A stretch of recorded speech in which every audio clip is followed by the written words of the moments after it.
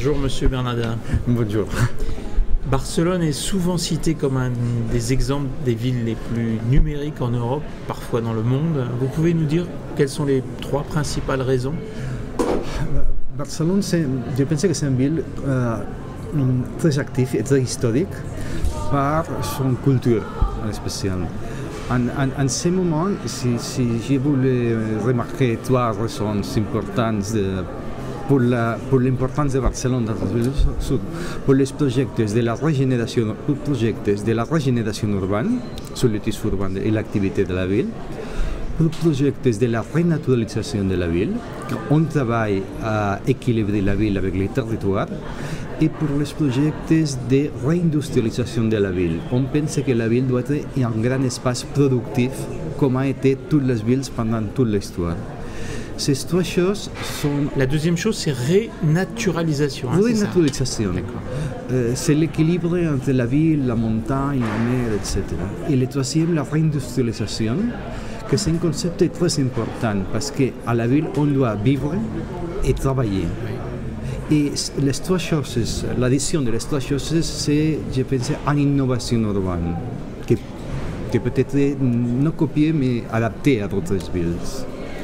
Quels sont les projets concrets dans le numérique et dans la ville connectée qui sont sur la table aujourd'hui à Barcelone? Barcelone, c'est un peu comme un espace pour essayer des projets. Si vous me demandez si Barcelone avait un projet très innovateur respecté d'autres villes, n'existait, n'avait pas.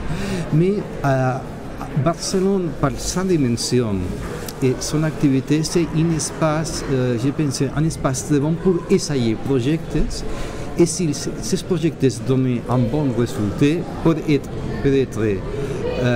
portés à d'autres villes ou à l'aide globale de la ville de Barcelone. Par exemple, l'implantation d'un système de vélo électrique par toute la ville. La transformation... Vélo électrique. Vélo électrique. La transformation des bus... Vélo électrique, pardon, c'est pour quand ça? On commence en ce moment et on pense finir le projet avec 4 et 5 années. La transformation de toute la ligne d'autobus en une ligne orthogonale sur toute la ville et la transformation des moteurs à gaz et gasoil d'aujourd'hui à un moteur électrique. La substitution de toutes les taxis aussi en taxis électriques. Quel délai? Avec quel délai, excusez-moi? Dans combien de temps la transformation des taxis? En ce moment, il y a un accord avec Nissan pour fabriquer un taxi spécial pour New York et Barcelone. C'est pour quand alors? On a commencé en ce moment. Cette année, on sorti les premiers taxis qui allaient premier à New York et après à Barcelone. C'est un modèle un peu grand, même.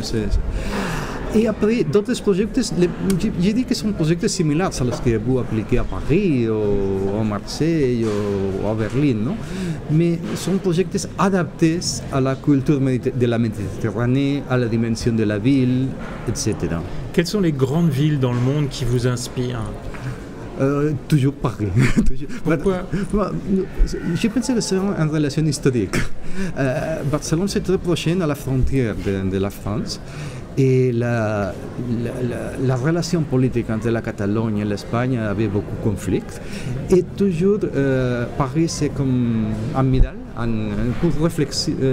Les mêmes qui ont passé à Paris, après passé à Barcelone. Par exemple, à le moment que les tramways étaient supprimés à Paris, quelques mois après, les tramways. Oui. À le même moment, Barcelone fait la même substitution, etc. À le moment que la France retourne les tramways, à Barcelone retourne les... etc.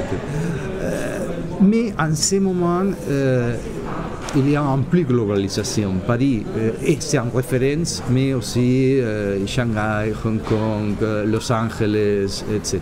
Comment vous voyez, dernière question, comment vous voyez Barcelone, les grandes différences de Barcelone dans 10 ans? La grande différence de Barcelone, c'est si nous avons la capacité pour apporter de nouvelles valeurs à la Barcelone actuelle. Nouvelles valeurs de technologie, mais nouvelles valeurs sociales, pour que la personne ait la capacité de vivre, travailler de développer son vivre à Barcelone et la capacité d'être connecté avec toutes les personnes de tout le monde. Si nous avons les projets suffisants pour sobrepasser à l'activité d'aujourd'hui de la ville de Barcelone, nouvelles activités, innovation, la ville changera bien. Sinon, je ne sais pas. Le grand problème de Barcelone aujourd'hui, c'est la crise économique. C'est très fort à l'Espagne et très fort à la Catalogne. Merci beaucoup, M. Bernadette. Merci à vous. Merci.